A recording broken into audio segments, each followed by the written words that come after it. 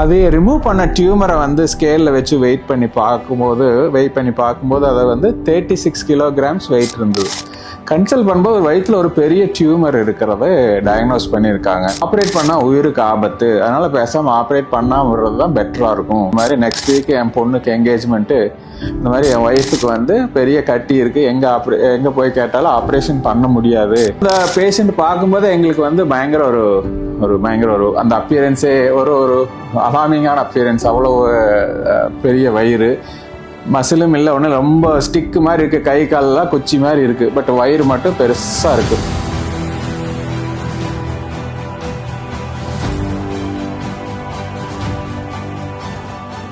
நிறைய ஆப்ரேஷன்ஸு நம்ம பண்ணுறோம், எவ்வளோ காம்ப்ளிகேட்டட் ஆப்ரேஷன்ஸு நம்ம பண்ணுறோம். பட் அதில் ஒரு சில ஆப்ரேஷன்ஸ் வந்து நம்ம மனசில் நிற்கும். மற்ற மெஜாரிட்டி ஆஃப் ஆப்ரேஷன் வந்து நம்ம மனசுல ஞாபகமே இருக்காது. பட் பார்த்தா ஒரு சில ஆப்ரேஷன் நம்ம லைஃப்ல எப்பவுமே ஞாபகத்தில் இருக்கு. அந்த மாதிரி ஒரு ஆப்ரேஷனை பத்தி சொல்ல விரும்புறேன்.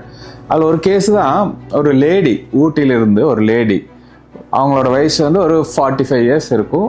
ரொம்ப ஒல்லியான உடல் வாகு, வயிறு மட்டும் பார்த்தா பெரிய ஒரு பானை மாதிரி இருக்கும், பெருசா இருக்கும், மேசிவ்லி என்லார்ஜ்ட் அப்டமன். அவங்க வந்து வந்தாங்க நம்ம ஹாஸ்பிட்டலுக்கு, கன்சல்டேஷன் வந்தாங்க. அவங்க எப்படி வந்தாங்க அப்படிங்கிறது ஒரு இன்ட்ரெஸ்டிங்கான ஒரு ஃப்ளாஷ்பேக். அது எப்படின்னு பார்த்தா, அவங்க அந்த அம்மாவோட பொண்ணுக்கு வந்து நெக்ஸ்ட் வீக் வந்து என்கேஜ்மெண்ட்டு.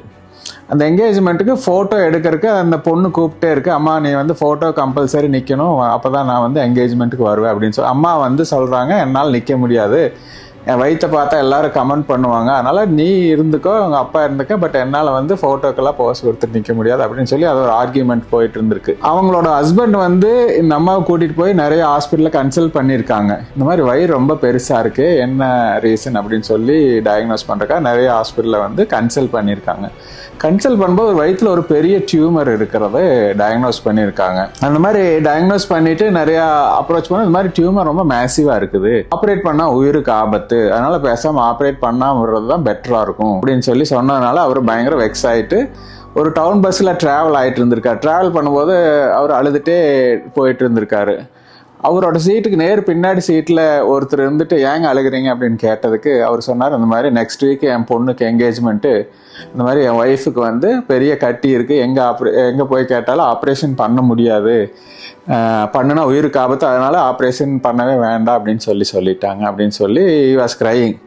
உடனே அடுத்த ஸ்டாப்பில் இறங்கிட்டு ரிட்டர்ன் பஸ்ஸை பிடிச்சி இவரோட வீட்டுக்கு கூட்டிகிட்டு போயிட்டார். இந்த பேக்கில் ட்ராவல் பண்ணாங்க இல்லைங்களா, அவரோட வீட்டுக்கு நீங்கள் வாங்க, நான் உங்களுக்கு ஒரு ஐடியா சொல்கிறேன் அப்படின்னு சொல்லி இறக்கி, நெக்ஸ்ட் ஸ்டாப்லேயே இறக்கி திருப்பி இவரோட வீட்டுக்கு கூட்டிகிட்டு போய் டீ எல்லாம் வச்சு கொடுத்துட்டு தேடி கண்டுபிடிச்சி ஒரு விசிட்டிங் கார்டு எடுத்துகிட்டு வந்து, இந்த அட்ரஸ்க்கு போங்க, இது வந்து கோயம்புத்தூர்ல இருக்குது, என் ஃப்ரெண்ட் எங்கள் தெரிஞ்சவங்க தான், நான் வந்து ஏற்கனவே எங்கள் ஃபேமிலியில் நிறைய ஆப்ரேஷன் பண்ணியிருக்காங்க, நீங்கள் இங்கே போங்க, அவங்க வந்து லேப்ராஸ்கோப் முறையிலேயே சரி பண்ணி கொடுத்துருவாங்க, ஒரே நாளில் வீட்டுக்கு வந்துடலாம் அப்படின்னு சொல்லியிருக்காங்க. இந்த பேக்ரவுண்டோட தான் அவர் அந்த விசிட்டிங் கார்டை வச்சு எங்களுக்கு ஃபோன் பண்ணி அப்பாயின்மெண்ட் ஃபிக்ஸ் பண்ணிட்டு வந்தாங்க. வரும்போது அந்த பேஷண்ட் பார்க்கும்போது எங்களுக்கு வந்து பயங்கர ஒரு அந்த அப்பியரன்ஸே ஒரு அலாமிங்கான அப்பியரன்ஸ். அவ்வளோ பெரிய வயிறு, மசிலும் இல்லை, ஒன்று ரொம்ப ஸ்டிக்கு மாதிரி இருக்குது, கை காலெல்லாம் குச்சி மாதிரி இருக்குது, பட் வயிறு மட்டும் பெருசாக இருக்குது, மேசிவாக என்லார்ஜ்டு. அவங்க வரும்போது அவங்களோட எடை வந்து 77 kilograms. அவங்களோட எடை வெயிட் பண்ணி பார்த்தோம் 77 kilogram. பட் மசில் இல்லை, தின்னாக இருக்குது, கை காலெல்லாம் ரொம்ப தின்னாக இருக்குது. ஏன்னா ஒன்லி த டியூமர் வந்து அவ்வளோ வெயிட்டு, பாடி வெயிட் வந்து ரொம்ப லீன்.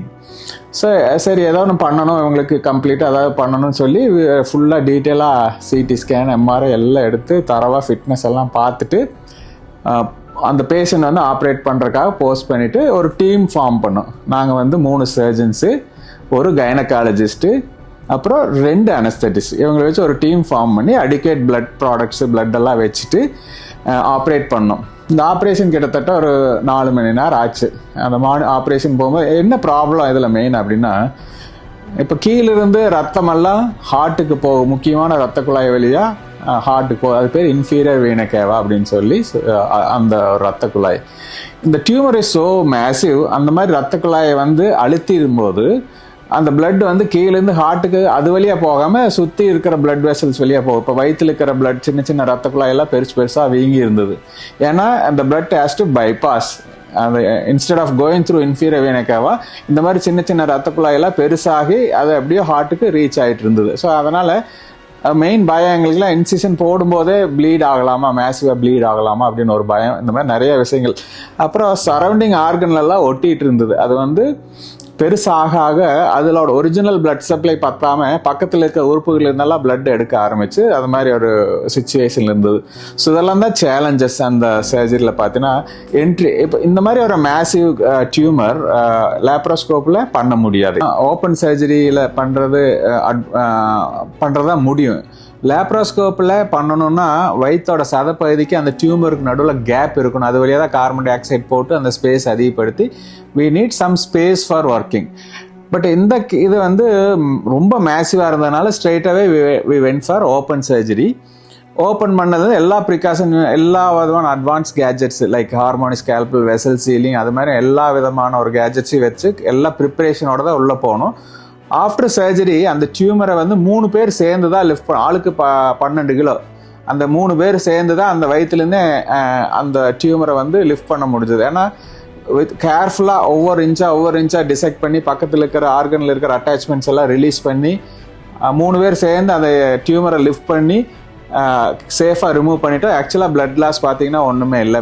நாங்கள் எதிர்பார்த்த அளவுக்கு அந்த அளவுக்கு டிஃபிகல்ட்டி இல்லை. ஏன்னா எல்லா ப்ரிப்ரேஷன் எல்லா கேஜெட்ஸும் வச்சு உள்ளே போனதுனால கேர்ஃபுல்லாக அதை ரிமூவ் பண்ணிவிட்டு பேஷண்ட்டுக்கு வந்து நெக்ஸ்ட் டேவே நல்லா மொபிலைஸ் பண்ண ஆரம்பிச்சிட்டோம். நெக்ஸ்ட் டேவே பேஷண்ட் எந்திரிச்சு நடக்க வச்சு அடிக்குவேட் பெயின் கில்லர்லாம் கொடுத்து கம்ப்ளீட்டாக நடக்க வச்சு ரெக்கவர் பண்ணி அனுப்பிச்சிட்டோம்.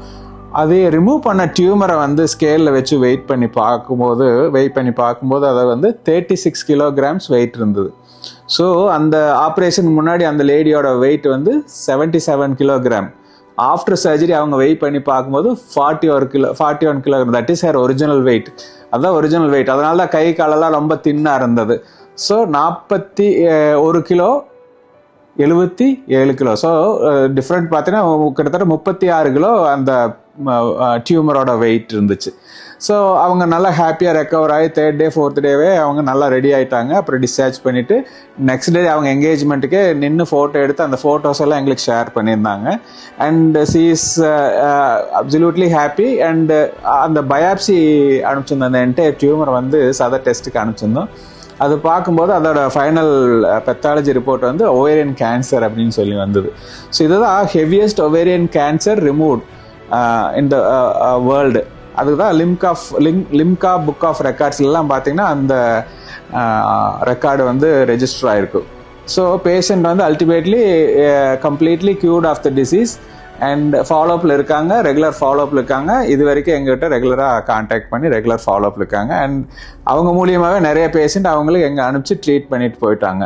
ஸோ இது ஒரு இன்ட்ரெஸ்டிங் கேஸு. இது மாதிரி எத்தனையோ கேசஸ் எல்லாம் இருக்குது பேக்ரவுண்ட் ஹிஸ்ட்ரியோட ஆப்ரேட் பண்ணுறோம். ஐ தாட் இது வந்து கொஞ்சம் இன்ட்ரெஸ்டிங்காக இருக்கும், எங்களுக்கு மனசில் நின்று ஒரு கேஸு, அதை ஷேர் பண்ணலாங்கிறதுக்காக உங்களுக்கு இந்த வீடியோ போட்டோம். இந்த மாதிரியான காம்ப்ளிகேட்டட் சர்ஜரி வந்து ஒரு இண்டிவிஜுவல்னால பண்ண முடியாது. It needs a team work. I am very proud that we have got an excellent team backup in Gateway Clinics and Hospitals.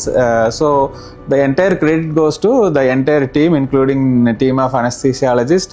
And at this time வந்து நம்ம அவங்களுக்கு எல்லாத்துக்கும் தேங்க்ஸ் சொல்ல கடமைப்பட்டிருக்கோம். ஏன்னா எந்த அளவுக்கு பேஷண்ட்டுக்கு இந்த மாதிரி டீம் ஒர்க் வந்து ஒரு கம்ப்ளீட் க்யூர் கொடுக்க முடியும், ஹாப்பினஸ் கொடுக்க முடியும் டு த என்டையர் ஃபேமிலிங்கிறதுக்கு இது இந்த டீம் ஒர்க் ஒரு எக்ஸாம்பிள்.